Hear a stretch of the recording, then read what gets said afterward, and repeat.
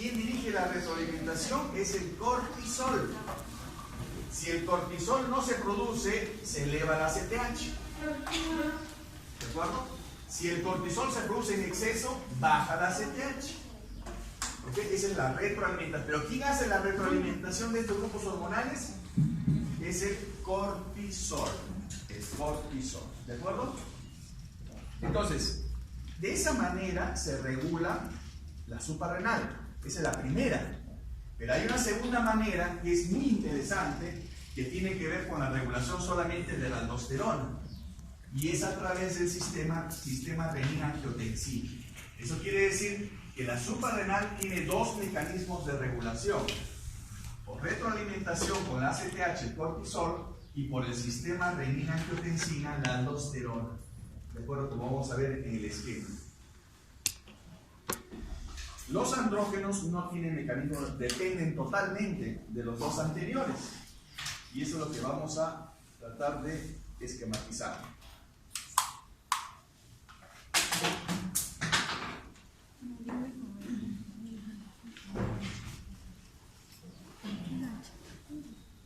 ¿Salió?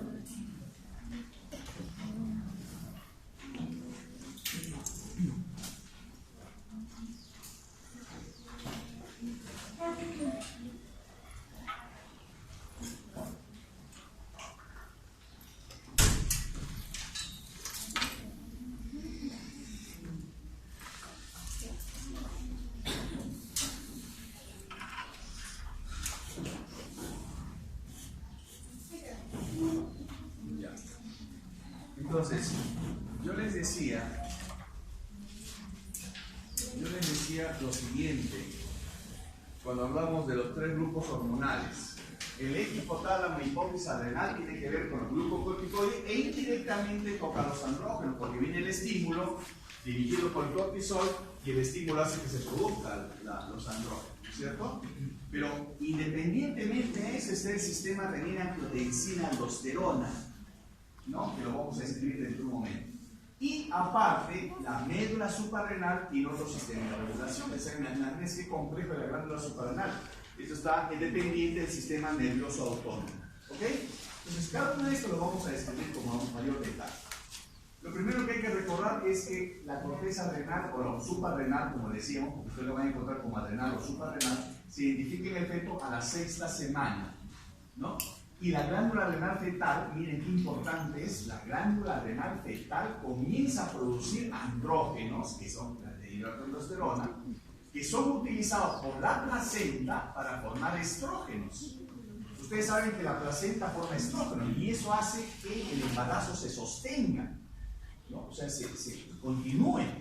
Porque si la placenta no forma estrógeno, no hay cómo sustentar digamos, el proceso de la vida intrauterina. Pero ¿de dónde saca ese sustrato para formar estrógeno? Del andrógeno. Porque hay un fenómeno, como vamos a ver, que se llama aromatización, que es un fenómeno que permite formar andrógenos a estrógenos. Y la placenta tiene ese mecanismo. ¿De acuerdo? Aparte, hay una especie de zona fetal que se va involucionando conforme va creciendo el ser humano.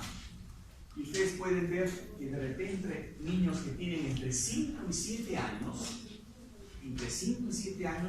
tienen un poquito de despertar del funcionamiento que no es habitual a esa edad de hormonas masculinas, andrógenos, ¿no? De la suprarrenal, entre 5 y 7 años. Y por eso que muchos de ellos tienen olorcito de axila, que se llama hedor axilar, o muchos de ellos pueden tener vello pubiano inclusive y son normales, ¿de acuerdo? Especialmente precipitado por la obesidad. Todo eso bajo la comprensión de que hay una zona fetal que puede persistir y que puede hacer que la suprarrenal despierte un poquito antes de lo normal, lo que se llama adrenalia prematura. Bien, ahora, este es el esquema, ¿no?, de la síntesis de las hormonas de la corteza suprarrenal. Hay muchos esquemas, yo les recomiendo de esta manera, de esta situación, al menos para mí personalmente es más fácil, ¿no? Porque si lo ponen de otra manera, ya me dobla el equipo, ya no sé cómo interpretarlo. Entonces, el colesterol es el precursor y toda esta vía, ustedes comprenderán que es enzimáticamente, digamos, dependiente, ¿no? Cada una de estas reacciones tiene enzimas. Pero lo bueno es que las enzimas son compartidas en estas reacciones. De la 3, por ejemplo, que es la 3-beta-hidroxisteroide deshidrogenasa, convierte la dehidroepiandrosterona en androstenediona, la dihidroxiprednolona en dihidroxiprogesterona y la pregnenolona en progesterona, ¿no? Pero vean cómo todo, por pasos enzimáticos, va originando la aldosterona y el cortisol y los andrógenos. Acá, importante, la capa glomerular tiene, por supuesto, la enzima, sobre todo 5 y 7, ¿no? Sobre todo la 7, que es la 18-alfa-hidroxilasa, y la 5 también, porque tiene la corticosterona, que es el precursor de la aldosterona. Ambos son mineralocorticoides potentes. También la desoxicorticosterona, pero estos dos son los más importantes. Entonces, ustedes comprenderán que la capa glomerular tiene las enzimas que permiten formar mineralocorticoides. Y la capa fasciculada formar, pues, los glucocorticoides y, por supuesto, los andrógenos, la otra capa. Entonces, la idea es tener bien claro este esquema. ¿Qué pasa si no hay una enzima? Si la actividad de la enzima se bloquea, vamos a ver que el precursor aumenta, ¿no? Y ese precursor, por efecto de concentración de sustrato, activa acentúa la actividad de la otra enzima y hace que esta dihidroxiprogesterona vaya a formar más andrógenos. Eso es muy importante. Es decir, las enzimas son los pasos limitantes en cada estadio. Los mineralocorticoides, los glucocorticoides y los andrógenos. Bien, acá está el sistema hipotálamo hipófisis suprarrenal. Recuerden que son los 3 grupos hormonales, pero el que comanda la retroalimentación es el cortisol. El cortisol es el que manda el mensaje hacia arriba, ¿ok? Si el cortisol está bajo, se eleva la CRH, se eleva la CTH. Si el cortisol está elevado, baja la CRH y baja la CTH. Recuerden que la CRH estimula al POM, y este POM estimula la producción de produce ACTH, que va a tener su efecto en la activación del colesterol para producir no solamente cortisol, sino también los otros grupos hormonales. Pero como vamos a ver, además, los mineralocorticoides tienen otro mecanismo de regulación.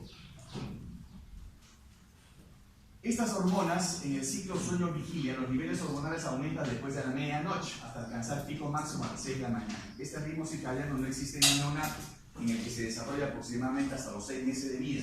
Entonces, hay un ritmo circadiano que hace que ustedes recuerden siempre: el cortisol está más aumentado en la mañana, a las 6 de la mañana, y está más bajo en la tarde. Entonces, cuando usted tenga un paciente con Addison cuya suprarrenal no funciona, le tiene que dar corticoide en mayor cantidad en la mañana y menos en la noche, ¿no? Y eso generalmente se trata de respetar cuando uno da corticoides a un enfermo, darle más en la mañana y menos en la noche, para no interrumpir el eje hipotálamo-hipófisis, porque si yo doy más en la noche, inhibo la producción de corticoides, se puede afectar la producción de cortisol. Y eso es lo que sucede cuando uno da corticoides exógenos. Entonces, esto es muy importante. Miren, ¿eh? Lo que acá, si yo tengo la ACTH que está estimulando al cortisol y yo le doy al paciente cortisol, o sea, corticoides, al darle corticoides, esto, ¿qué hace con la ACTH? ¿Baja o aumenta? ¿Va? Baja. Y si baja la CTH, ¿qué pasa con el cortisol? ¿Baja o aumenta? Si usted da los corticoides de exceso, baja. Entonces, ¿qué viene en el análisis? En el análisis ustedes tienen un cortisol que está bajo. Ustedes tienen esto. Y para recordar cuál es la expresión clínica de esta deficiencia de cortisol, tienen que saber cuáles son las funciones del cortisol. Nada más. En eso consiste, pues, la interpretación clínica de esto. Pero para esto hay que recordar este sistema de retroalimentación que comienza a madurar a partir de los 6 meses de vida, porque no existe el ritmo circadiano en el neonato del niño pequeño. Bien, además, las mineralocorticoides tienen ese sistema de regulación. ¿Cuál es este? El sistema renina-angiotensina, independiente a la ACTH, porque la ACTH se produce en función al cortisol. Cortisol, ACTH, ACTH, cortisol. Entonces, pero ese es para los glucocorticoides. Pero independientemente, la aldosterona tiene otro mecanismo de regulación que tiene que ver con la renina. La renina pues estimula la conversión del angiotensinógeno en angiotensina 1, y la angiotensina 1 se convierte en angiotensina 2, como vamos a ver en el esquema, y la angiotensina 2 estimula la aldosterona.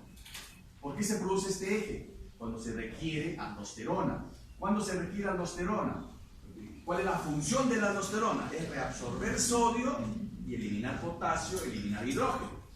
¿De acuerdo? ¿Dónde es la acción, el lugar de acción de la aldosterona? En el túbulo colector distal, en el túbulo colector y en el colon inclusive. ¿De acuerdo? Entonces, ¿cuál es la función? Retener sodio y eliminar a cambio potasio o hidrógeno. ¿Recuerden eso? O se elimina potasio o se elimina hidrógeno. ¿Por qué les insisto esto? Porque cuando ustedes están frente a un hiperaldosteronismo, significa que está reteniendo más sodio y está eliminando más hidrógeno y está eliminando más potasio. Entonces, ese paciente va a tener las consecuencias de la retención de exceso de sodio, que puede estar hinchado, por ejemplo, va a tener las consecuencias de mayor eliminación de hidrógeno, eso va a afectar el pH, ¿no? Y va a tener las consecuencias de eliminar mucho potasio, ¿no? Entonces, todas esas consecuencias ustedes tienen que ver, pero recordando cuál es la función de la aldosterona. Recuerden que este sistema renina-angiotensina, aldosterona, es independiente al ACTH cortisol. Este también regula la aldosterona, porque al estimularse el ACTH también se produce aldosterona, pero este además tiene un mecanismo diferente. ¿Por qué les subrayo esto? Porque si falla la suprarrenal, fallan estos dos mensajes. Pero si falla la hipófisis, solamente falla este mecanismo de mensaje. No falla este. ¿De acuerdo? ¿Está bien? Miren, si falla la suprarrenal misma, o sea, vamos a suponer que tengo una persona que no produce cortisol. La pregunta es, ¿está fallando la suprarrenal o está fallando la hipófisis o está fallando la hipotálamo? Entonces, si falla la misma suprarrenal, todo esto no funciona. Pero si falla arriba el hipotálamo y la hipófisis y hace que no funcione la suprarrenal, esto sí funciona. ¿De acuerdo? ¿Y eso qué quiere decir? Que donde habrá más posibilidad de disturbio electrolítico de sodio, potasio, hidrógeno, cuando falla la misma suprarrenal o cuando falla el hipófisis o el hipotálamo. Cuando falla la suprarrenal. Así es. Y la clínica dice eso. Por eso es importante, es una manera de diferenciar la insuficiencia suprarrenal primaria de la insuficiencia suprarrenal central o secundaria o terciaria. ¿De acuerdo? Y este es el sistema renina-angiotensina. ¿Cuándo se produce renina? Cuando la arteriola aferente disminuye la presión o cuando disminuye la concentración de sodio. Estos son los dos estímulos que hacen que se produzca renina en el aparato intraglomerular y hace que el angiotensinógeno que se produce en el hígado se convierta en angiotensina 1. Dicho sea de paso, el que estimula la producción de angiotensinógeno es el cortisol, ¿no? La angiotensina 1 viaja por el endotelio pulmonar y por acción de una convertasa se convierte en angiotensina 2 que va a la capa glomerular para estimular la 18-alfa-hidroxilasa y producir aldosterona, y la aldosterona va al túbulo contorneo distal ¿para qué? Para reabsorber sodio, y al reabsorber sodio reabsorbe agua, y al reabsorber agua recupera la boleña y se recupera la presión arteriolar. ¿Ok? Entonces, miren, ¿quién es el estímulo? La disminución de la presión arteriolar y la disminución de sodio desencadena todo este sistema famoso, sistema renina-angiotensina. Estas son las funciones de los glucocorticoides, que ustedes ya lo saben en parte, ¿no? Recuerden que también tiene, aparte del metabolismo intermediario que hemos visto, altas concentraciones pueden suprimir la respuesta inmunitaria, por eso son inmunosupresores en altas dosis, tienen efecto antiinflamatorio, ¿no? Muy eficaz, por eso a veces se abusan los corticoides y son necesarios para la presión arterial y el gasto cardíaco, inhiben la liberación de hormona antidiurética y tienen cierta actividad mineralocorticoide cuando son usados en altas dosis. Donde el corticoide está usado en alta dosis pueden tener actividad mineralocorticoide. Además estimulan la síntesis de angiotensinógeno y son las hormonas de la respuesta al estrés. Y no olviden el ritmo circadiano, ¿no? Cómo va aumentando en la noche, también aquí en la mañana hay gran cantidad de cortisol, por eso es que uno debe dormir adecuadamente, es otro motivo, porque uno debe, para respetar este ritmo circadiano, uno tiene que dormir. ¿Para qué? Para que haga lo que les comentaba el otro día de los premios Nobel, ¿no? Cómo durante el sueño hay ciertas proteínas que hacen que se cierren y se abran y se consuman durante el día. Es que ese cierre, esa apertura no se da si es que no respeta uno este sueño vigilia. Por eso es importante mantener esto, porque esto está ligado a muchas enfermedades, ¿no? Coronarias, diabetes, hipertensión, porque las personas hoy en día no duermen adecuadamente. Este es un paciente con Addison. La pigmentación, ¿por qué? Por el incremento de ACTH. ¿Y por qué el Addison? Porque no funciona la suprarrenal. No funciona la suprarrenal, no hay cortisol, eleva la CRH, eleva el POM, eleva la ACTH, y como tiene fracción venal estimulante, uno ve todo esto, ¿no? Ve lo que la pigmentación de la piel, inclusive las encías, ¿no? Hay un signo que se llama el signo de la boca del perro, ¿no? Así se llama, es un poquito peyorativo, pero así. Usted levante las encías de su perro. ¿Cómo son las encías de su perro? Son pigmentadas, ¿no? Negruzcas. Igualito tiene el paciente, ¿no? Ni un moreno así, ni como Ramírez de la selección, nada, ni puede tener una encía tan pigmentada como la tiene el perro. Por eso se llama signo de la boca del perro. No he traído la foto, ¿no? Y también cuando funciona en exceso, el cortisol provoca esto, pues la hinchazón del cuerpo, ¿no? ¿Y por qué tiene bella esta niñita de 4 años? Porque los andrógenos están en exceso, ¿no?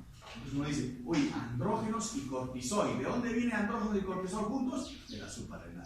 ¿Qué hay que hacer? Una ecografía. ¿Y qué detecta la ecografía o la resonancia? Detecta todo esto. Mira, o sea, mira la piel cómo está. 4 años. La niña murió porque tenía carcinoma suprarrenal. Acá está su tumor, miren. Ahí está. Y eso producía corticoides y andrógenos. Y en la clínica se ve el efecto del corticoide y del andrógeno. Bien. Entonces, esta esteroidogénesis adrenal normal nos señala claramente cómo se producen los mineralocorticoides, los glucocorticoides y los andrógenos. No se olviden cada paso, especialmente la enzima 21-hidroxilasa y la enzima 11-beta-hidroxilasa. Son enzimas muy importantes que son los que señalan el pasaje hacia cada grupo hormonal. Miren, ahí está la 21-hidroxilasa. ¿Por qué le señalo la 21-hidroxilasa? Porque es la enzima que es más probable que esté deficiente en una entidad llamada hiperplasia suprarrenal congénita, que es de naturaleza genética. Es una enfermedad autosómica recesiva donde la actividad de la 21-hidroxilasa no se da y por lo tanto se acumula ¿qué cosa? Se acumula la progesterona y se acumula la 17-hidroxiprogesterona, ¿no es cierto? Y si se acumula esto, no se produce tampoco cortisol. Y si no se produce cortisol, ¿qué se estimula? ¿Qué se estimula? La ACTH. ¿Y la ACTH qué hace? Estimula el consumo hasta acá nomás, porque la vía está bloqueada. Entonces, si acá está bloqueada, todo el estímulo va hacia la producción ¿de qué? De andrógenos. Imagínense si eso le pasa a una niña. ¿Qué le pasará en los genitales a esa niña? Se vuelven ambiguos. Y es una causa de genitales ambiguos en esta enfermedad que es muy, digamos, difícil a veces de tratar. Y la otra es la 11-beta-hidroxilasa, miren, otra enzima importante, y las enzimas, pues la 3-beta-hidroxisteroideshidrogenasa, que nos explican muchas veces los problemas de la diferenciación sexual. Miren, acá está claro, cuando está bloqueada la vía, ¿qué se produce? Este no es el hijo de papá, ¿no? Está bien pigmentado. Este es hijo de cajamarquinos. ¿Cómo son los cajamarquinos? Blancas. Blancos. Casi se divorcian los papás. Porque dicen, oye, tú me haces la vuelta. Miren, ¿cómo están? Nació un hijo y tengo moreno. ¿Por qué? Porque la ACTH pigmenta así. Como esta es una mujercita, mira lo que pasó con la mujercita. Bien pigmentada. ¿Ok? Y miren sus genitales. ¿Esto es clítoris o pene? ¿Ah? ¿Clítoris o pene? Pene. Dan pena ustedes. Ese es un clítoris. Un clítoris de aspecto peniano, ¿por qué? Por el exceso de andrógenos. ¿Y esto qué cosa es? ¿Escroto o labio mayor? Labio mayor. Ya ahí se dice pasado, ¿no? Labio mayor, claro, labio mayor. Es labio mayor porque está totalmente virilizado. ¿Y por qué está virilizado? Porque está produciendo exceso de andrógenos. ¿De acuerdo? Ya, así llegan bien. ¿Y por qué llegan así planchaditos? Como se dice en pediatría, planchados, deshidratados, pigmentados, con hiponatremia, hipercalemia, acidosis. A ver, ¿por qué hacen hipercalemia? Le falló la 21-hidroxilasa, no se produce cortisol, no se produce aldosterona. Ya, dígame, ¿por qué se produce hiponatremia y hipercalemia? Aldosterona. Porque no hay aldosterona. Como no hay aldosterona, no se le absorbe el sodio. Como no hay aldosterona, no se elimina potasio. Tienen hiponatremia, hipercalemia. Y como no reabsorbe sodio, no se elimina el hidrógeno. Y si se retira hidrógeno, el pH, acidosis, pigmentación, genitales ambiguos. O sea, todo se explica, si ustedes recuerdan, cuál es el efecto hormonal de cada una de estas situaciones. ¿De acuerdo? Ahí está, otra vez, mira, igualito. Por eso, esto de inteligente no es cuestión de inteligencia, es cuestión de ver caso, nada más, ¿no? Porque mire, pareció al otro, ¿no? Lo que pasa es que el otro estaba con todo su caquita acá, ¿no? Pero acá, igualito. Bien, este es un estudio genético. Nosotros en el laboratorio estamos haciendo esto. Las mutaciones genéticas en pacientes peruanos, ¿no? Y viendo qué mutaciones tienen, porque imagínense, es una enfermedad autosómica recesiva, se casa papá y mamá y lamentablemente se enamoran justo lo que no deben enamorarse, ¿no? Por cada embarazo, 25% de que tenga esa enfermedad, hiperplasia sexual, 50% que sea portador y 25% que sea sano. No tienen derecho a saber, ¿no es cierto? Tienen derecho a saber, ¿no? Entonces, acá se identifica quiénes son los portadores, le dice, oye, por si acaso tú estás portador de esto, si te enamoras de ella, haces su estudio de mutación, no va a tener la otra parte, se junta y se regala, 25%. Eso va a ser el futuro. En vez que hagan examen prenuncial, le hacen Elisa.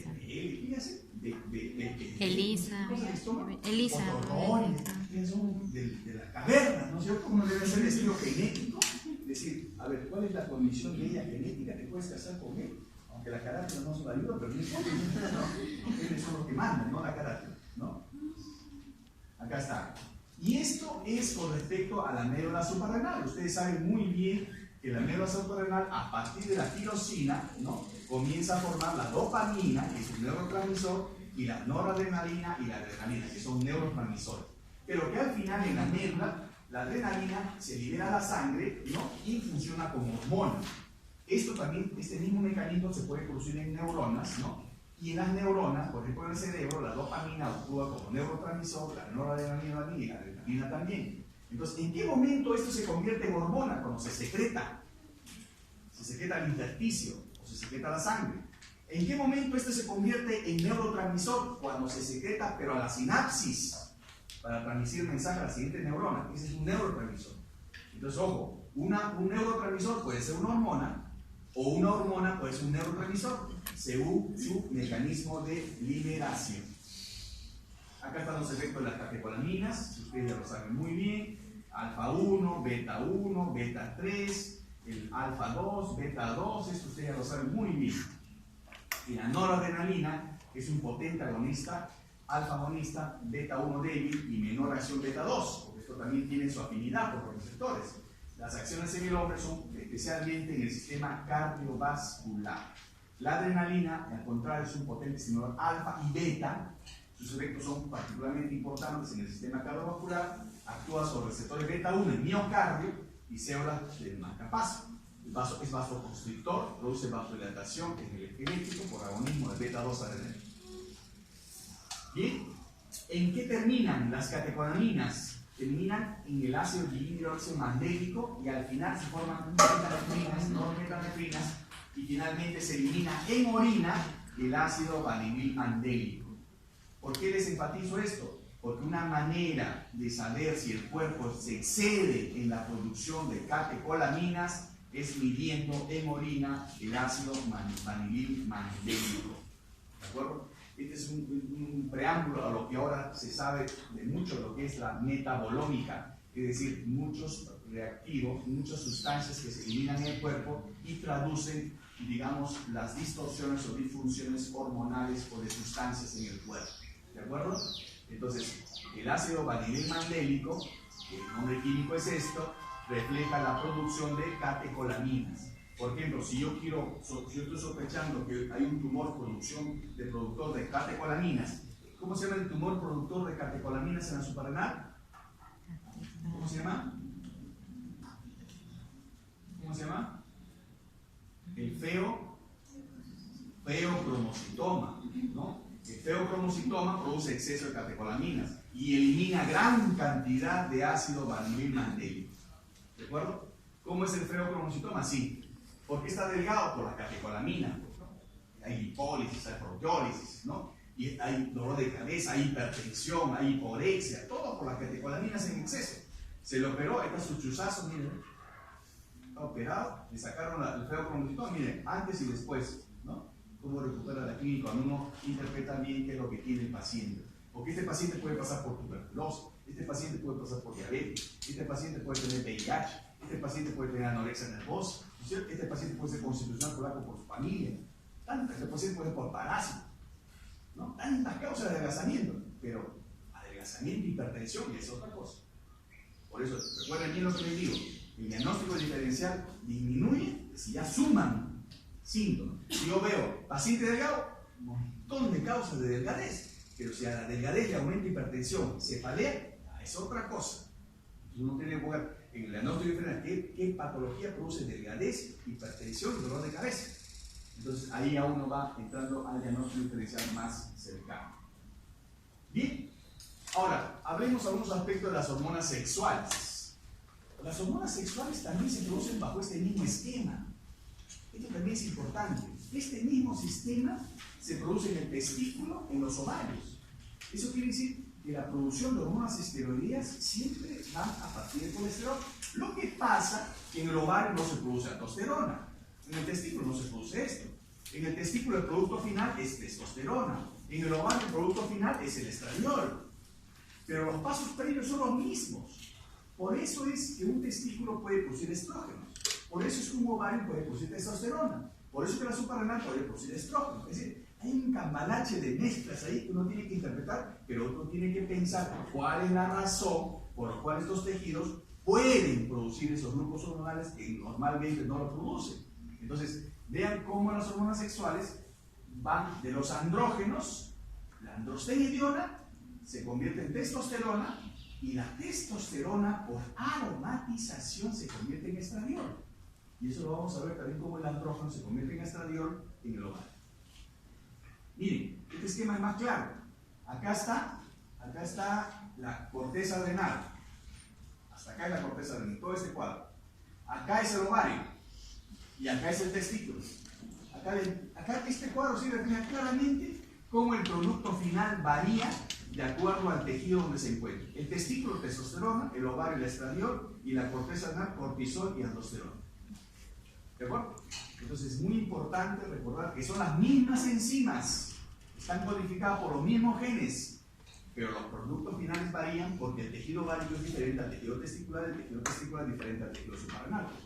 No tienen los mismos grupos enzimáticos. Acá está la importancia de la aromatasa. El colesterol deriva de dihidroepiandrosterona, forma androstenediol, y por esta 3,2-hidroxidesiogenasa se convierte en testosterona y androstenediona. Y miren, la testosterona y la androstenediona por aromatasa se convierten en estrógenos. La androstenediona en estrona y la testosterona en estradiol. Importante recordar esto, porque cada enzima está presente en cada tejido. Y es más, el niño y la niña cuando terminan de crecer porque el estradiol en ambos casos, el estrógeno, cierra el cartílago de crecimiento. No es la testosterona. Lo que pasa es que el ovario dispara estrógenos, va al cartílago de crecimiento, lo hace crecer y lo cierra. En cambio en el varón, testosterona, va al cartílago de crecimiento, lo hace crecer, se convierte en estrógeno y ahí recién lo cierra. Entonces estrógeno acá, son los dos, tanto en el sexo masculino como en el sexo femenino, cierran el cartílago, el estrógeno en ambos. ¿Por qué la mujer se queda antes? Porque la mujer dispara directamente estrógenos. El varón no, primero testosterona y después aromatiza a estrógenos. ¿De acuerdo? Bien, esto para recordarles este sistema de retroalimentación. Miren, acá en este caso están las hormonas liberadoras de gonotropinas, que es pulsatin, recuerden, que estimula la LH y la FSH.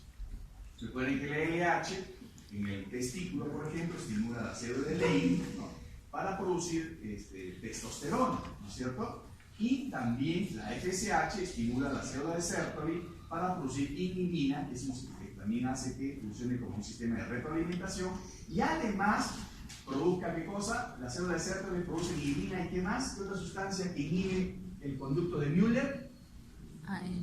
La hormona antimülleriana, ¿no es cierto? O sea, la presencia de un testículo funcionante normal con célula de Sertoli produce hormona antimülleriana y hace que el conducto de Müller se atrofie, ¿no? Por eso es que el hombre no tiene ni útero ni nada de las cosas, ¿de acuerdo? Pero hay defectos genéticos, ¿no? Entonces, esto es simplemente un esquema para que recuerden bien cómo es esta acción, que también tiene acción de retroalimentación negativa. El testículo, ustedes saben, el varón comienza la pubertad entre los 9 y los 14 años, ¿no? Y puede haber cierta actividad de la célula de Leydig dentro de las semanas de gestación 11 a 17, y hay un incremento transitorio de andrógenos en los primeros 6 meses de vida, lo que les comenté que se llama mini pubertad, ¿no? Entonces, el testículo comienza pues, a funcionar los primeros 6 meses de vida, después se inactiva y después comienza su funcionamiento entre los 9 y los 14 años. Produce andrógenos, ¿no? También produce estradiol, la célula de Sertoli puede producir estradiol, en años prepuberales androstenediona, la testosterona estimula el desarrollo de túbulos seminíferos con la FSH y la testosterona incrementa por la noche igual que la LH, ¿no? Todo este circuito comienza a activarse de noche, ¿no es cierto? Entonces, por ahí, un compañero de clase le preguntó a un profesor de ginecología: doctor, ¿y por qué todos los partos son de noche? Ah, ¿cómo deciste? ¿De noche o de día? ¿No? Y todo se paga lo que se hace a la hora, ¿no? Eso fue lo que le entendía el profesor. Pues, y esto, al ver esto, todas las hormonas se elevan de noche. La testosterona también. La testosterona aumenta durante toda la noche. Por eso que al día siguiente, los varoncitos, que son niñitos, están con la cuestión para ir, a veces, ¿no? Y por eso es que en la pubertad, los varones en la noche tienen poluciones nocturnas. La polución nocturna es la eliminación de semen, muy incipiente semen, ¿no? Sin mucho espermatozoide, y que es lo que viene a ser una especie de menstruación con la mujer. Así como la menstruación refleja la maduración de su aparato reproductor, la polución nocturna en el varón refleja la maduración del aparato reproductor del varón. Entonces son equivalencias, ¿no? La menarquia con la polución nocturna. Acá está la testícula, la célula de Leydig, que produce andrógenos. ¿Quién le estimula? La LH. La célula de Sertoli, que produce inhibina, que produce hormona antimülleriana o sustancia antimülleriana, ¿no? Inhibidora de Müller. ¿Quién la controla? La FSH. Y las células germinales, que produce espermatozoides. ¿Quién la controla? La FSH y los andrógenos. En este cuadro está bien claro cómo es el estímulo de cada célula y quién controla aquí. Esta es la acción de la testosterona, ¿no? Efectos dependientes de la dihidrotestosterona, porque la testosterona actúa en algunas partes del tejido, pero en algunas zonas la testosterona se convierte en dihidrotestosterona y por supuesto afecta la diferenciación sexual in útero, la formación del pene, el escroto, la próstata, la maduración y propicia de genitales externos en la pubertad, el estímulo trófico de la próstata, secreción, inducción, trastorno de la próstata en la vida adulta también, los folículos pilosos, estimulan su crecimiento y distribución durante toda la pubertad. La testosterona más actúa sobre los genitales internos, el desarrollo durante la gestación, diferenciación de los conductos de Wolff para formar el epidídimo, vías diferentes, vías vesículas seminales, el músculo esquelético, el incremento de la masa muscular, ¿no? El estímulo de la eritropoiesis y la acción trófica sobre el hueso. Miren, la acción de la testosterona es diferente a la acción de la dihidrotestosterona, ¿ok? Una cosa es el efecto de la testosterona, otra es de la dihidrotestosterona. Hay un defecto. La testosterona se convierte en dihidrotestosterona por una enzima llamada 5-alfa reductasa. Entonces hay un defecto en donde hay deficiencia de 5-alfa reductasa y la testosterona no se convierte en dihidrotestosterona. Entonces ustedes ya deducen si los efectos de la dihidrotestosterona son estos y si no hay dihidrotestosterona, cómo se verá la persona frente a ese hecho. Bien, los estrógenos, ¿no? Son pues el estradiol, la estrona, el estriol, ¿no? Estos son compuestos carbonados de 27 a 18, tienen proteínas tipo 2 transportadas intracelulares en el esqueleto, que facilita su movimiento, y el paso limitante, como siempre, es la entrada de colesterol, al igual que la suprarrenal, al igual que el testículo, el paso limitante es el colesterol. Y acá viene la famosa teoría two-cell, que es la teoría de dos células. ¿Por qué? Porque las células de la teca producen andrógenos, y las células de la granulosa la aromatizan a estrógenos. Eso tiene que haber dos pasos en el ovario. Primero forman andrógenos y luego forman estrógenos. Esa es la teoría TUCEL. O sea, acá es bien importante la aromatización. Cuando hay problemas de aromatización, se producen solamente andrógenos. Hay tumores que producen solamente andrógenos por defecto de aromatización. Pero es bien importante recordar esta teoría. La estrona, el estriol a partir de estradiol en el hígado, y la actividad aromatasa en músculo, grasa, tejido nervioso y célula de también es importante. Con producción de estrógenos. O sea, miren acá, con producción de estrógenos. Acá, la grasa sobre todo, miren, aromatasa hay en grasa. Por eso es que las personas obesas, especialmente la grasa visceral, tienen actividad aromatasa, ¿no? Entonces, por ejemplo, viene un niñito y tiene andrógenos, ese andrógeno se convierte en estrógeno también. Y eso da la sensación mucho de piel delgada, con muchos obesos, piel suave, ¿no? No es que están volviendo maripositos, no ven aquí por otro lado, sino que simplemente es que los efectos de los estrógenos se ponen en evidencia por este fenómeno de aromatización que hay en grasa, ¿no? Especialmente en niñitas, a veces confunde, ¿no? Vienen con el que es un botón mamario y de repente uno lo examina, pero el eje está inactivo. ¿De dónde viene el estrógeno? De repente viene acá de la masa grasa. Engordó demasiado, aromatiza, produce estrógenos, actúan directamente acá, crece el cenito, después uno los observa, desaparece el cenito porque bajó la barriguita y desapareció todo, ¿no? Entonces, para que recuerden bien, la fuente de aromatización es fuente importante de estrógenos. ¿Dónde hay? Grasa, tejido nervioso, células de Leydig, músculo. Estas son las acciones del estrógeno que estimulan el crecimiento, el flujo sanguíneo, la retención de agua en órganos sexuales.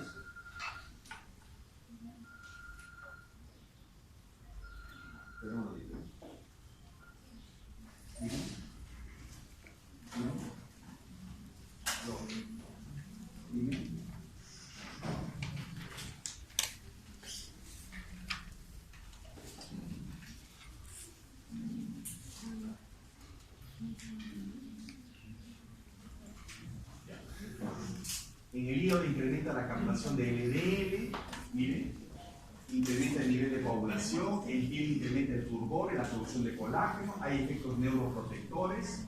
Mucho se habla hoy del efecto de los estrógenos, de los andrógenos en el cerebro, en la vida intrauterina, ¿no? Ese es un tema también muy interesante, ¿no? Los estrógenos son vasodilatadores, en el hígado suben la captación de lipoproteínas, como les dijimos, y la producción de factores de coagulación. Favorecen la mineralización ósea con cierre del cartílago de crecimiento, estimulan el crecimiento del endometrio. Todo eso hacen los estrógenos. Responsable de desarrollo de caracteres sexuales, ustedes saben, los caracteres sexuales de la mujercita, la distribución de la grasa y la maduración ósea. Y este estradiol se liga reversiblemente a la globulina ligadora de hormonas sexuales. Se liga con menos afinidad también a la albúmina, pero hay una fracción liga. Estos estrógenos son metabolizados por sulfatación y polarización y excretados por bilisolina. Estos son los estrógenos. Entonces, este eje también se cumple acá, ¿no? NRH, FSH, LH, que hacen que el ovario produzca pues, estrógenos, ¿no? O gestágeno, o gesterona, y vaya a actuar sobre el útero, que al final produce menstruación, ¿no? Recuerden que la menstruación es el llanto del útero ante la desesperación de no ser madre. Eso es muy fisiológico.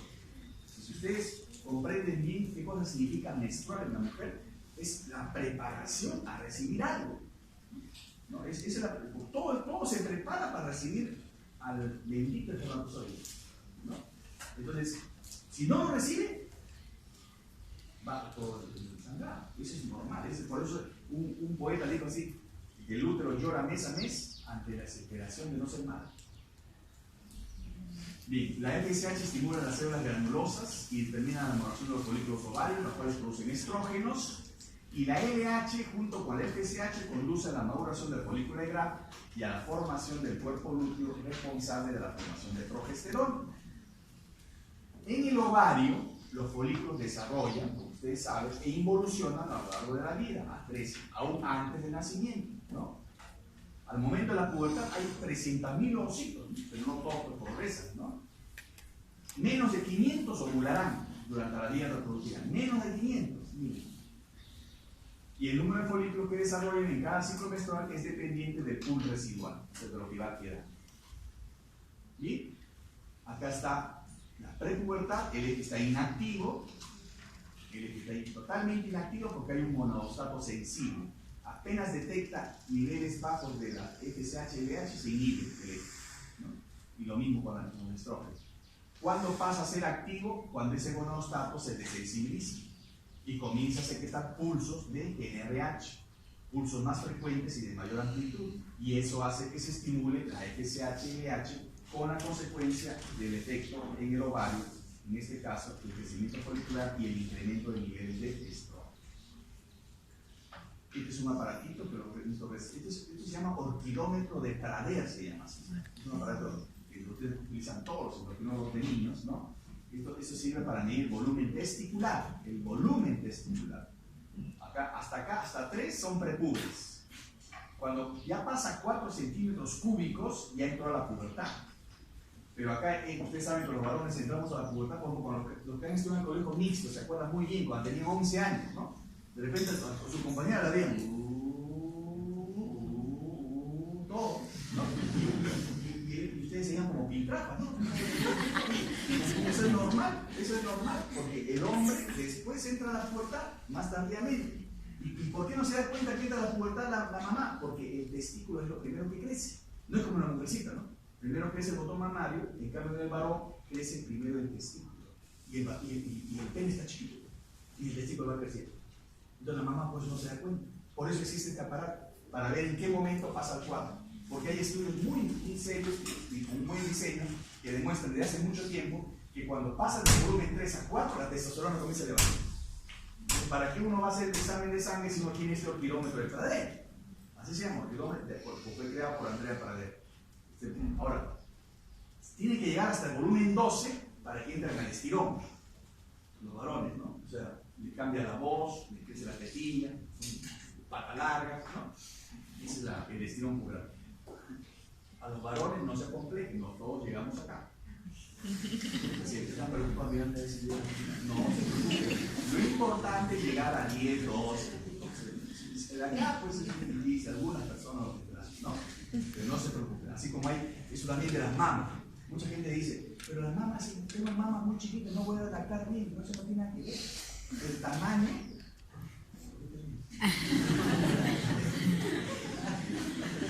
El tamaño no interesa, sino la función, la producción de leche, que no está en dirección directa proporcionalmente al tamaño de la mama. Igualito que acá. ¿Ya? Ahora, me olvidaba, los residentes lo llaman rosario endocrinológico, le llaman. ¿Por qué llaman rosario endocrinológico? Porque van rezando más y después al dicen, ay Dios mío. Bien. Ahora, miren acá, qué interesante es utilizar este aparato, miren. Uno compara con el testículo y dice, está chiquito el testículo, pero sin embargo le ve una cosota. ¿De dónde sale esta cosota si el testículo está chiquito? ¿Cuál es el otro lugar donde puse andrógeno, sin embargo? ¿Cuál es? La suprarrenal. ¿Y este que tenía? Problema en la suprarrenal. Miren, qué importante. Miren. Clínicamente, el testículo está de niño, pero clínicamente tiene el fenotipo de caracteres sexuales. ¿De dónde viene el andrógeno? Si no es de acá, viene de la suprarrenal. Si fuera mujercita, pues tendríamos el global. Entonces, el progreso de la pubertad en las mujercitas tiene un orden, ¿no? Primero crece la mama, ¿no? Después el vello, después viene la regla. Generalmente hay un periodo de diferenciación entre 2 años, de terapia menarquia, 2 años, ¿no? Este es el ciclo menstrual, que ustedes también lo saben, vamos a repetirlo: fase folicular, la ovulación y la fase lútea, ¿no? En la fase folicular, desarrollo de folículo ovárico, preparación para la ovulación, dura de 10 a 14 días, y la ovulación, la liberación de los ovocitos del folículo, y finalmente la fase lútea, que es el desarrollo del cuerpo lúteo, preparación del endometrio, y solamente dura 14 días. Es más o menos 28 días, ¿no? Esta es la fase folicular temprana, muchos inician su desarrollo dentro del ovario en cada ciclo, baja concentración de estrógenos al final de la fase lútea, hacen un feedback para incrementar la secreción de FSH, y la FSH ya que comienza otra vez al crecimiento de los folículos ováricos. Los folículos producen estrógenos, y los estrógenos producen por feedback, ¿no? Comienzan el feedback en el hipotálamo y pituitario, de este modo se suprime la FSH. En la fase tardía, un folículo se hace dominante, mientras los otros van atrofiándose, el nivel elevado sostenido de estrógeno produce retroalimentación positiva a la pituitaria y ocasiona ¿qué cosa? Un pico de LH. Y la LH produce maduración del ovocito. Acá es importante recordar eso, el pico de LH. La LH que estimula prostaglandinas y proteasas que dirige a la ruptura de la pared folicular y el ovocito es liberado. Entonces, ¿quién induce la ovulación? Es la LH. La LH. El folículo roto, ¿no?, se convierte en cuerpo lúteo y el cuerpo lúteo comienza a secretar progesterona. La actividad folicular disminuye y el cuerpo lúteo también involuciona después de 14 días, si es que el embarazo no ocurre. Todo está preparado para eso. El nivel de progesterona y estrógeno comienza a disminuir. Y esto es lo que se ve en el endometrio, una fase folicular reflejada acá, en el engrosamiento de la pared, incremento de la vascularidad, y una fase lútea, donde todo ya se hace frondoso, estirado, ¿no? Y de repente caen los estrógenos y viene la caída brusca del endometrio, ¿no?, que es lo que ocurre en la menstruación. Y no se olviden que la pubertad es más que los cambios físicos. Recuerden que la pubertad también cambios emocionales, ¿no?, es lo que llaman adolescencia. No es lo mismo adolescencia que pubertad.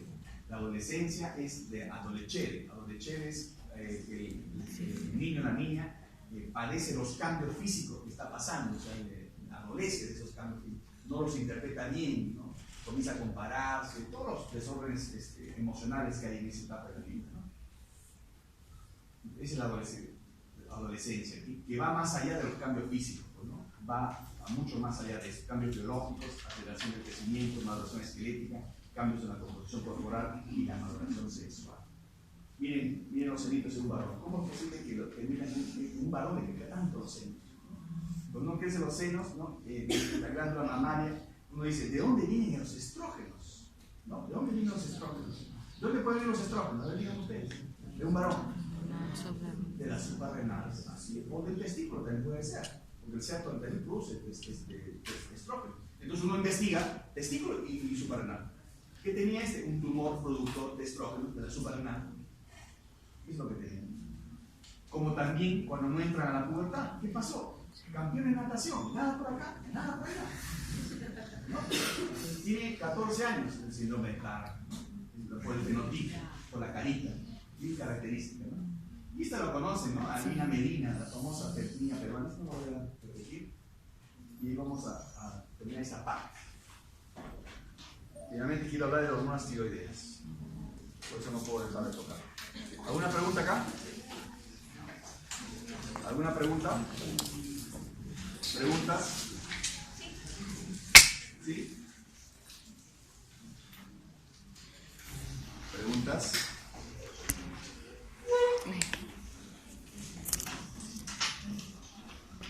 La glándula tiroidea, ¿dónde nace? En la base de la lengua. Quería hacer esto, ya fue. Ahí migra hacia el lugar habitual a través del conducto tiroidoso. Dos cosas que no deben olvidar. ¿Y cómo es esto? Esto primero aparece como un grupo de células localizadas en el suelo de la faringe primitiva, que entonces comienzan a formar un brote visible durante el día embrionario, 16º, 17º, y el brote prolifera ventralmente, luego se amplía lateralmente, formando una estructura ya característica bilobular, y luego migra, ¿no?, migra a través del conducto del tirogloso, ¿no? Entonces, esa es la forma como se desarrolla la glándula tiroidea. Y acá está el foramen, miren. De la base de la lengua y el foramen. De ahí se hunde y comienza a migrar en la vía intrauterina hacia el lugar habitual. ¿Quién determina el descenso de la glándula tiroides? Es factor genético, no es hormonal. Hay un gen, hay dos genes que hacen que la tiroides comience a descender. Por eso, cuando hay mutación de esos genes, la tiroides no desciende a veces. Y eso es causa de hipotiroidismo. Bien, la biosíntesis va por etapas. La tiroides necesita yodo, necesita captar yodo, necesita oxidar, y para oxidar tiene esta famosa enzima, la peroxidasa tiroidea, que es la que facilita la oxidación del yodo. La ionización de los residuos de tirosilo, de la tiroglobulina, el acoplamiento de los residuos y formación de yodotironinas, y luego viene la proteólisis de la tiroglobulina y la secreción hormonal. También hay una deiodinación intratiroidea. Todos estos son pasos de la síntesis de las hormonas tiroideas. Acá está, miren cómo es el transporte de yodo. Este transporte de yodo es estimulado por la TSH, pero también es facilitado por una especie de simporte entre yodo y sodio. Igual que sodio-glucosa, igualito, sodio y yodo. Y eso permite que entre el sodio, entre el yodo y el yodo inmediatamente es oxidado e incorporado a la tiroglobulina, a los residuos de tirosina, para que se vayan conjugando, ¿no? Vayan incorporándose nuevamente al tirocito, y de ahí se liberan las hormonas poco a poco, la T4 y la T3. ¿Quién se produce en mayor porcentaje? La T4. La T4 en el mayor porcentaje y la T3 en menor porcentaje. Esto cobra un rol muy importante en la captación del yodo hacia afuera de una molécula llamada pendrina. La pendrina permite que, digamos, se incorpore como sustrato de oxidación a la peroxidasa. Es la pendrina, ¿no? La pendrina que está al otro lado de la membrana, al lado contrario del polo vascular, hacia el intersticio del folículo, ¿no? Acá lo mismo, miren cómo es que la TSH, miren la TSH. ¿Qué estimula la TSH? La proteína G. ¿Qué hace la proteína G? Estimula la captación de yodo. ¿Qué más hace la proteína G? Estimula la síntesis de ¿qué? De tiroglobulina.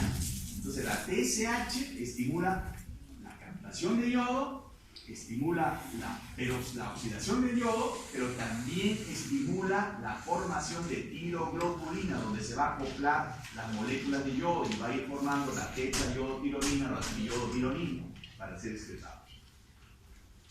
Es muy interesante, digamos, que recordar que es papel del selenio, ¿no? Hay una proteína que es la GEPX3, que es una selenoproteína de alto contenido de selenio en la glándula tiroidea. Y esta parece que regula directamente la síntesis de estas hormonas. En ausencia de TSH, mire, la secreción de GPX3 en el polo apical del tirocito disminuye la cantidad de peróxido de hidrógeno disponible para reacciones de violación. O sea, influye en algo. Por el contrario, en presencia de TSH disminuye esta GPX3 con mayor disponibilidad de peróxido de hidrógeno para peroxidasa. Entonces, esta tiene que ver con la enzima, ¿no? Este incrementa la protección contra el estrés oxidativo también. O sea que hay un rol del selenio que de alguna manera influye en la producción de hormonas tiroideas. Recuerden, ¿qué se produce en el hipotálamo? La TRH. ¿Qué estimula la TRH? La producción de TSH. ¿Y la TSH qué estimula? La producción de hormonas tiroideas. ¿Y las hormonas tiroideas dónde actúan? Tienen receptores nucleares, directamente al núcleo. Y eso produce una transcripción, un mensajero y una síntesis de proteínas que codifica e influye en alguna función en el cuerpo. Entonces, eso es lo que sucede con las hormonas tiroideas.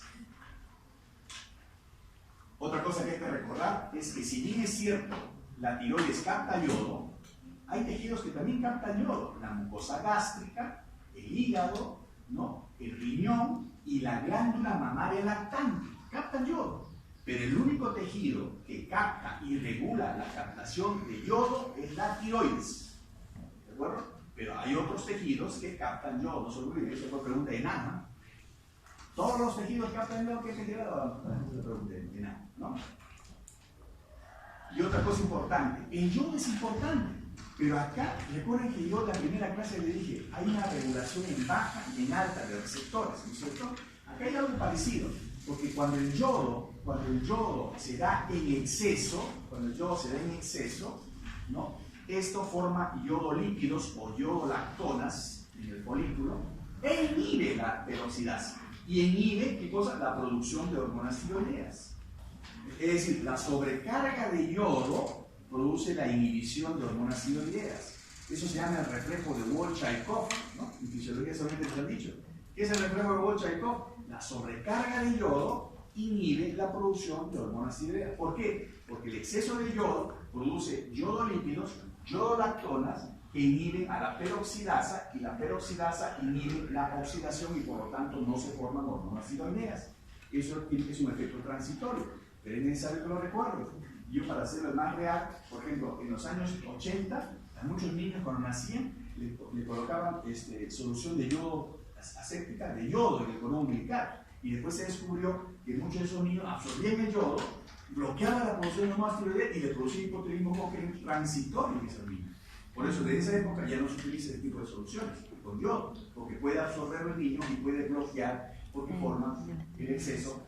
Forma yodolípidos, yodolactonas e inhibe la producción de hormonas tiroideas. Reflejo de Wolff-Chaikoff. No se olviden, ¿eh? Si por ahí alguien bueno, yo creo que si vos estás vivo, cuando ustedes sean residentes, si vos estás vivo de repente, si podría ir residente en lo que no se lo voy a preguntar, como le pregunté ayer. Está rotando justo una señorita que es residente en mis servicios. ¿Tú egresada de dónde eres? De Villarreal. ¿Ah, sí? Entonces yo te decía bioquímica. Sí, pero por eso usted me pagó, ¿no? Bueno, entonces tú debes saber qué cosa es el reflejo Bolshoi-Koch. Y me contestó, ¿qué cosa es el reflejo Bolshoi-Koch? Mire, le voy a volver a preguntar, así no sé quién va a estar en endocrinología, se lo voy a preguntar, se lo prometo.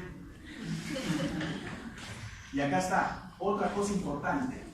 Si bien es cierto el sistema de regulación hipotálamo, hipófisis, tiroides en la madre y en el feto, la madre le pasa al niño. ¿Qué cosa le pasa al niño? Le pasa TRH. La madre le pasa escasa cantidad de hormonas tiroideas, pero no le pasa TSH. No le pasa TSH. Y otro aspecto importante acá que hay que recordar es que muchas patologías tiroideas son de origen autoinmune, que es la llamada tiroides Hashimoto, por ejemplo. La tiroides Hashimoto es una enfermedad autoinmune y la enfermedad autoinmune produce autoanticuerpos y esos autoanticuerpos son tipo IgG y como son IgG atraviesan la barrera placentaria y pueden inhibir o estimular la tiroides del pobre feto.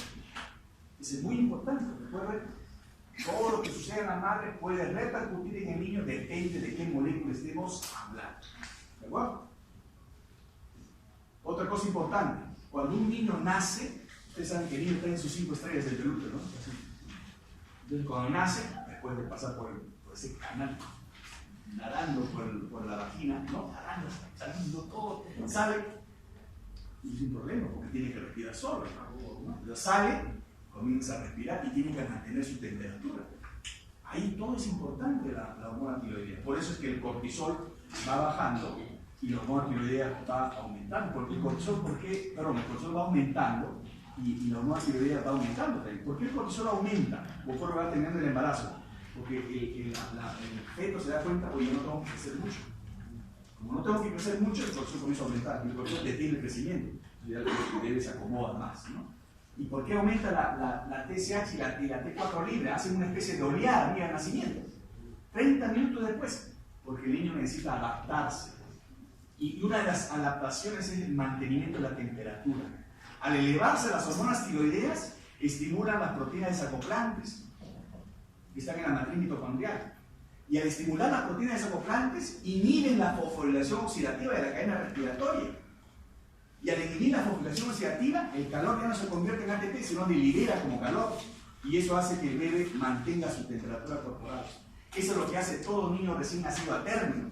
Por eso los que nacen antes de tiempo, los pretérminos, los prematuros, no tienen esto. Por eso lo meten a la incubadora. Porque no mantienen su temperatura. Entonces necesitan incubadora, necesitan ayuda. Porque no hacen esto. Es bien importante este mecanismo de acción de las hormonas tiroideas. El humano requiere hormonas tiroideas para su crecimiento y desarrollo. Existe pasaje de T4 de la madre al feto. Y hacia la décima segunda semana de vida intrauterina, el feto depende de la T4 materna. ¿Por qué? Porque a partir de la décima segunda, como recién se comienza a formar la hormona tiroidea, el niño depende hasta esa época de la tiroides materna. ¿De acuerdo? La presencia de T4 durante la vida intrauterina es indispensable para un desarrollo cerebral adecuado. Existe estrecha correlación entre la concentración de T4 materna y desarrollo cerebral durante el primer trimestre de gestación. La tiroides fetal inicia producción de T4 hacia la mitad de la gestación y hacia la 36ª semana ella se hace suficiente, es decir, a término. Y estos son nuestros trabajos de hipotiroidismo congénito. Este último es una crítica al tamizaje en el Perú, ¿no? Ustedes comprenderán que hay muchos aspectos que están inconclusos. Bueno, este es un niño con hipotiroidismo congénito. Miren la carita. Claro, pero primero tienen que ver niños normales, ¿no? Cuando vean pacientes, primero véanse entre ustedes, ¿no? Es normal, es normal. Miren ustedes la cara, los ojos, el sueño, miren la sed, la cara, la palidez, no sé, los rojos, los peinados, los lentes, ¿no? La mirada, cómo caminan, todo se mira, ¿no? Es así, tiene que ser médico, ¿no? Miren la cara. ¿Qué ven en esta cara? ¿Qué le llama la atención? ¿Ah? ¿Qué nos sabía? Sus ojos. Sus ojos, o sea, están medio hinchaditos sus ojos, ¿no? Está abotagado, pues, ¿no? ¿Y qué más ven? La boca. La lengua, la macrolosia, ¿no? La macrolosia es un niño con hipotiroidismo congénito, ¿no? Miren, así está un niño con hipotiroidismo, pobrecito, mira. Este tenía agenesis tiroides, ahorita tiene creo que 10, 12 años, ¿no? Tiene retardo, pues no está en colegio especial, ¿no? Lamentablemente, los niños con hipotiroidismo congénito no tienen manifestaciones clínicas de nacimiento. Solamente 5% tienen manifestaciones clínicas. Por eso que en el mundo, todo niño debe ser tamizado, todo niño normal, con una gotita de sangre debe ser tamizado. ¿Tiene o no tiene hipotiroidismo? Es más, en países avanzados se dice, a ver, nació el bebé normal, ¿eh? Una gotita de sangre, a ver, ¿tiene o no tiene hipotiroidismo? ¿Tiene o no tiene galactosemia? ¿Tiene o no tiene enfermedad de Gaucher? ¿Tiene o no tiene enfermedad suprarrenal congénita? ¿Tiene o no tiene fibrosis quística? ¿Tiene o no tiene fibrosis? Así le hacen. Eso le hacen tamizaje de enfermedades metabólicas a todo niño que nace. Acá pues estamos en pañales, ¿no? Acá recién están en el reglamento, están discutiendo, bueno. Mejor nada más, ya está. Y este es el niño, miren, a los 5 meses no sostenía bien la cabeza. Claro, no había tenido hormonas tiroides en el útero, intraútero, tenía problemas en el desarrollo. Por eso que esta es la edad de diagnóstico clínico, 20 años después, ¿no? Cuando yo hice el primer trabajo en 20 años antes, ¿no? Y la edad de diagnóstico era 1 año, 2 meses. Llegaban al hospital a 1 año, 2 meses. Y este trabajo que tampoco no está es de 2014, ¿no? Ya acá venían a los 6 meses siquiera, algo avanzó, ¿no? Pero todavía hay gran defecto en la producción, en el efecto deleterios en el desarrollo neurológico, ¿no? Miren esto, ¿qué cosa creen que es esto? ¿Ah?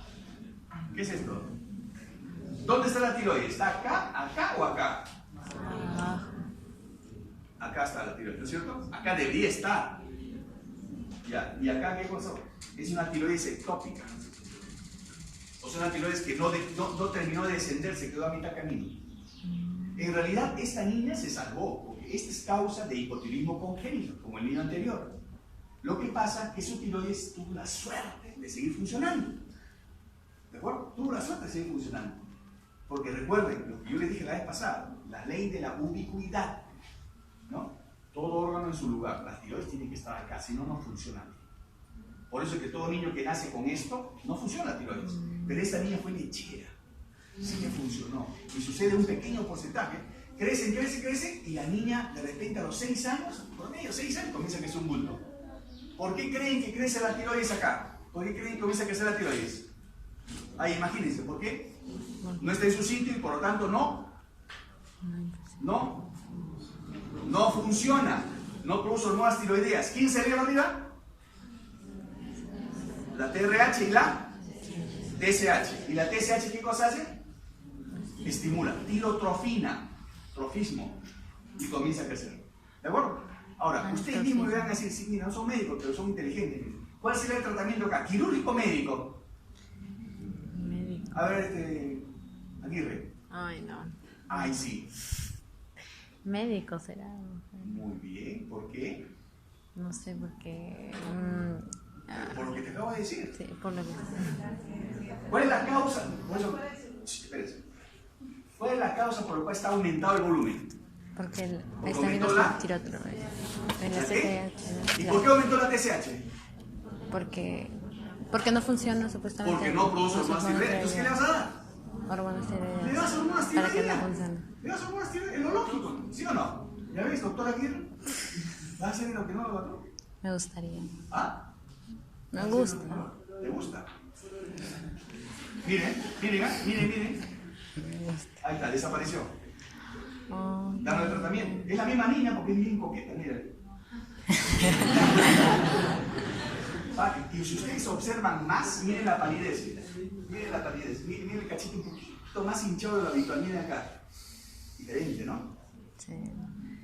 Su misma mala oclusión, todo, ¿no? Pero miren sus dientes, son igualitos sus dientes, ¿no? Pero desapareció. ¿Eso por qué? Hormona tiroides. Ahí está la tiroides, miren. Ahí está la base de la lengua. Oh. No descendió, se quedó ahí. Una niña tratada en E-Salud, ya me digo, no iba a decir lugar. En E-Salud, bueno, en E-Salud ya. De un lugar a otro, estaba anémica. Y por ahí, es niño. Pues, ¿cuál es el primer mandamiento en el niño? ¿El primer mandamiento? Crecer. Que siga Creciendo. Entonces, por ahí estamos reciente pediatría en hematología y dijo la doctora, pero está bajito, ¿no? La está bajita la chiquita, ¿no? Así, ¿no? No, mándala al niño, como siempre, la caja del jabonero, ¿no? Mándala al niño, entonces, para ver por qué está baja. Cuando de repente la examinamos y tenía este bulto. ¿Por qué no crecía? Porque tenía hipotiroidismo. Tenía hipotiroidismo, ¿no? Miren, ¿qué creen que es esto? Un soprano, un recién nacido, ¿no? Miren, esta es un tiroide. Ahí está. ¿Saben cómo se llama esto? Fase de pánico se llama. Le hemos dicho, tiene examen de bioquímica. Van a salir jalados. Así está.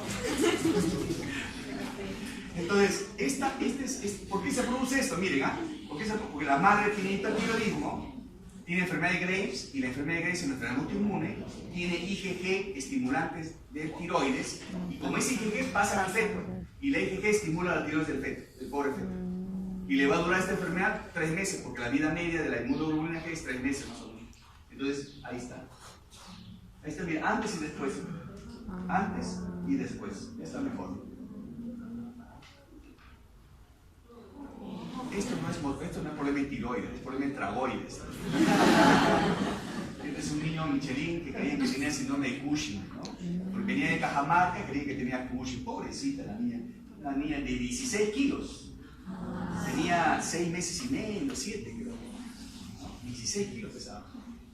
Bien, entonces las hormonas tiroideas circulan unidas generalmente a la globulina fijadora de hormona tiroidea. 20% también a la albúmina y hay un pequeño porcentaje a la prealbúmina. La T4 es la que tiene más afinidad por la proteína transportadora.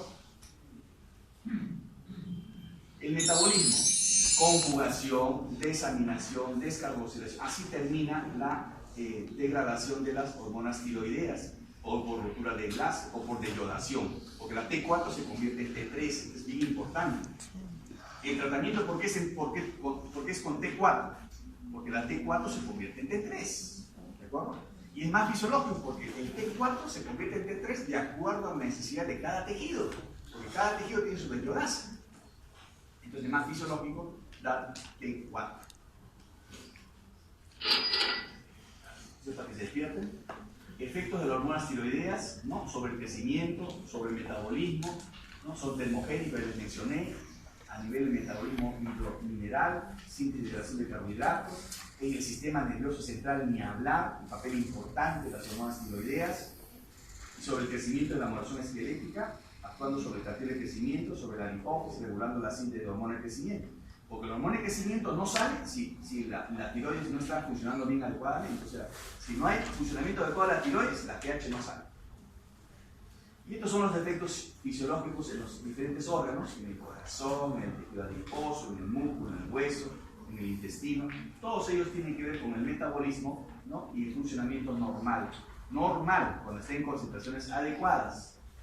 Y miren cómo hay un fenómeno de adaptación. Esa es otra cosa que ustedes tienen que aprender. El ser humano es un ser que se adapta. Cuando una persona se va desnutriendo, comienza a bajar la hormona tiroidea. ¿Por qué? Porque si se está desnutriendo, o sea, está perdiendo masa, tiene que evitar catabolismo, ¿no es cierto? Ese va como un enfermo. Si el enfermo es un catabólico, tiene que evitar el catabolismo.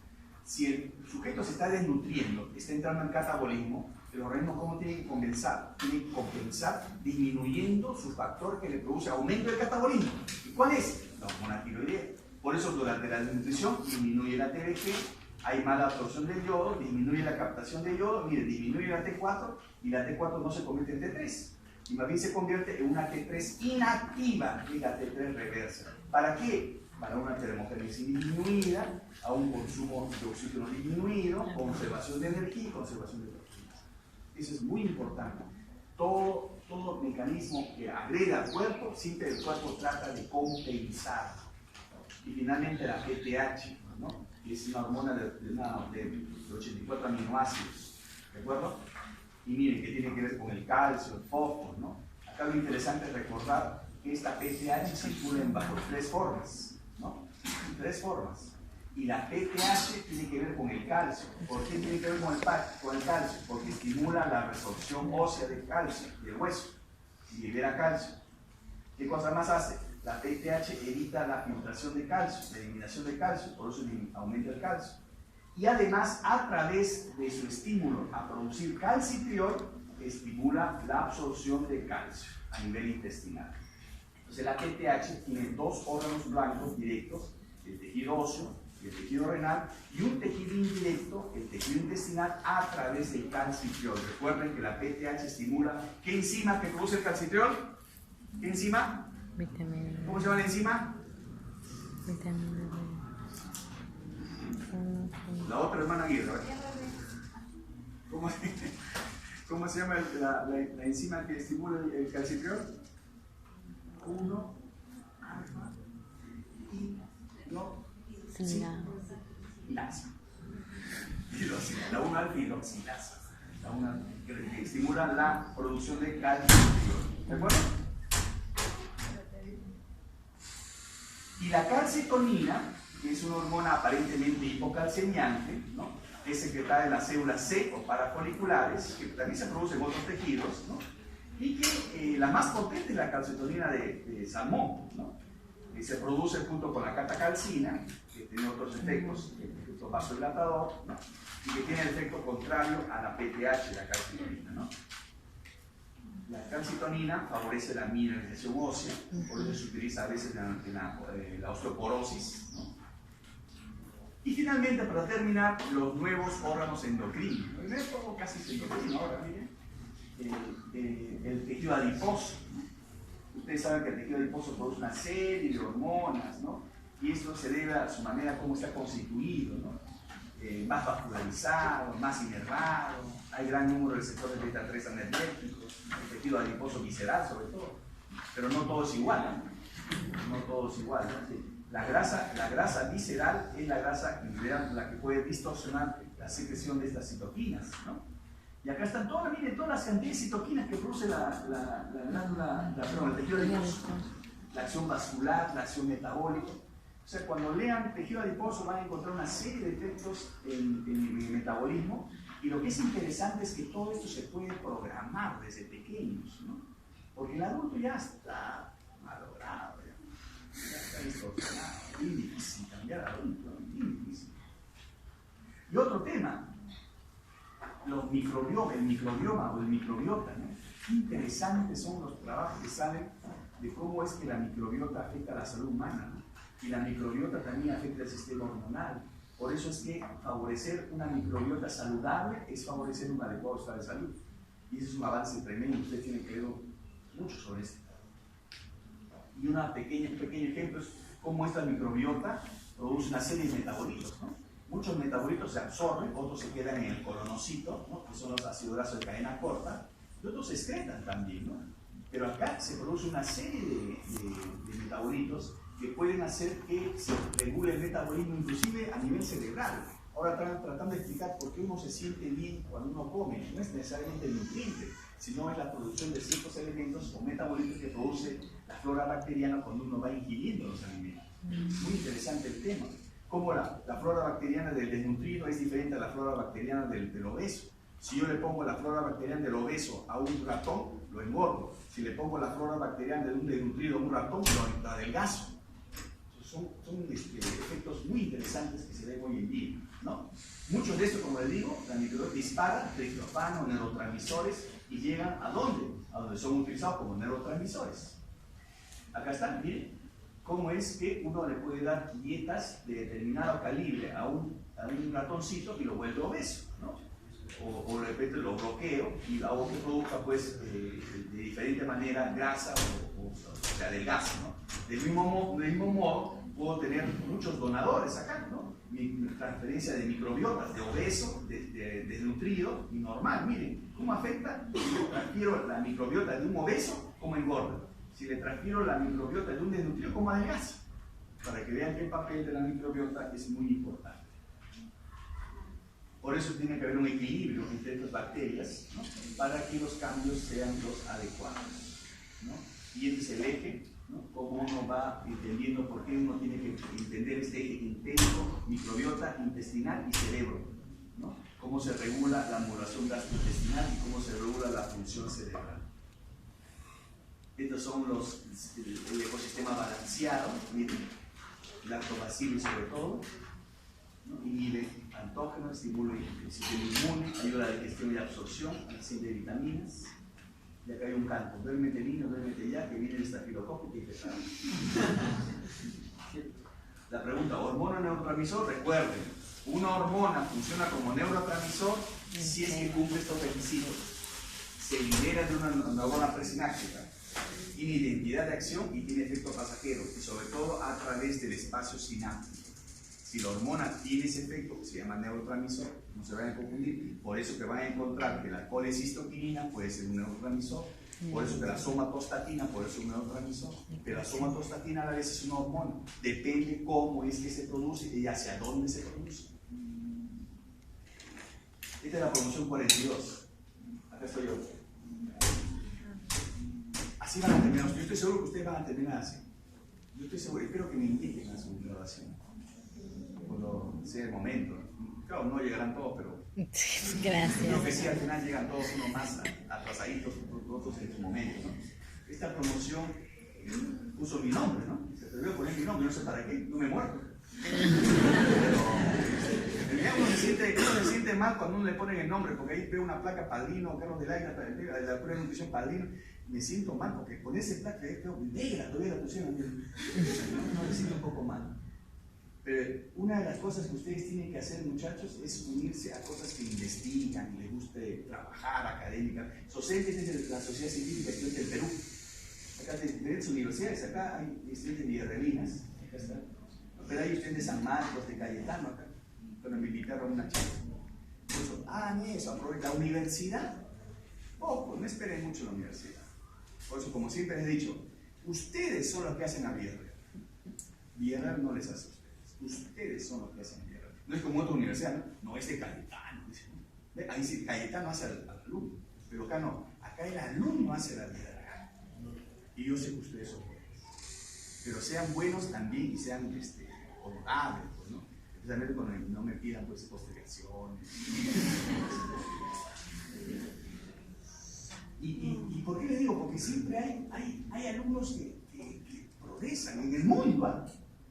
Acá me he puesto inclusive al director del Centro de Emergencia de París, que es un egresado de Villarreal, director de los Centros de Emergencia de París, que ha venido una vez acá. Este jovencito de acá fue ayudante práctico de bioquímica, Eduardo. Él es el director del Centro Oncológico en Washington. No es nada menos. Es investigador de linfomas. Este jovencito es nutricionista, trabaja en la Universidad de Berkeley y es nutricionista especialista en soporte nutricional, allá en Estados Unidos. Este es un ayacuchano. Este pata es el dueño de Ayacucho. Es egresado de acá. Algún día lo van a conocer cuando vayan a Ayacucho.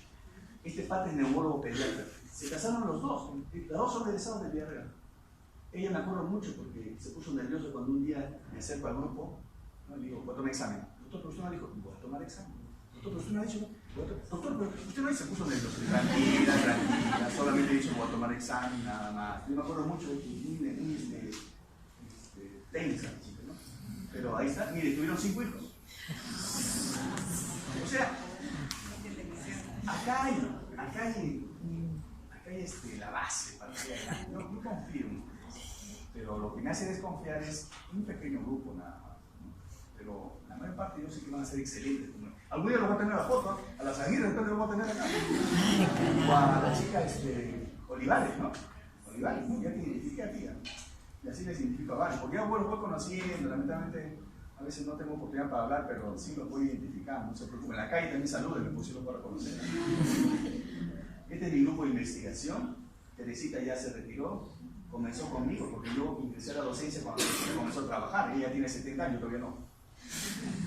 Pero ella ya se retiró, pues, ¿no? Bueno. Así que nos vemos. Una cosa, la delegada ha insistido tanto en esto de las notas, ¿no? Entonces yo he hablado con el profesor Arriba y con los otros profesores, ¿no? Ahorita acabo de hablar. Entonces vamos a crear la siguiente manera. Los que tienen, por ejemplo, 10, 9, 8, 7,